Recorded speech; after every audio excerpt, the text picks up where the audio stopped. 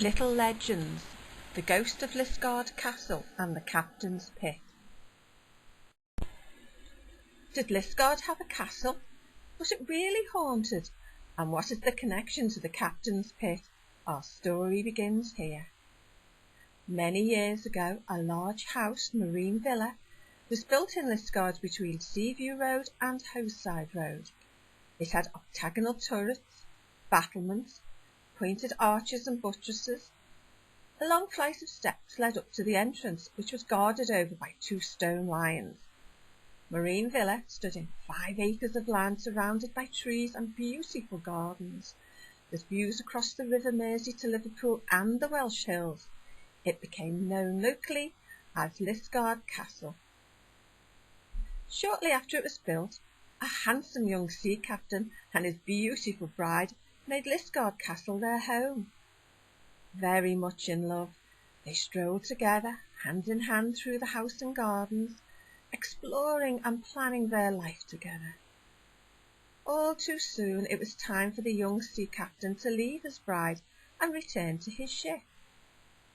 As they parted, they made a vow that no matter what happened, they would always be together. Days and weeks passed without any word from the captain, until one evening a message was delivered to his bride.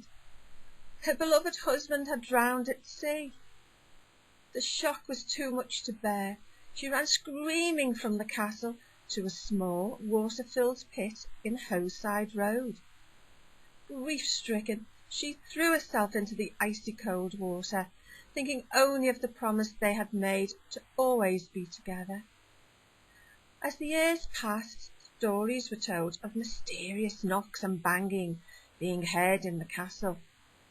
A workman, upon hearing persistent knocks and crying, fled from the castle, swearing the spirit of the widowed bride was haunting the corridors and passages. The castle was eventually bought by John Ashley Marsden, a brush manufacturer from Liverpool who lived there with his family. He also owned Earlston House, which is now part of Earlston Library. Liscard Castle fell into disrepair and was demolished in 1902. As for the pit where the young bride drowned, it became known as the Captain's Pit and can still be seen in Hoseside Road.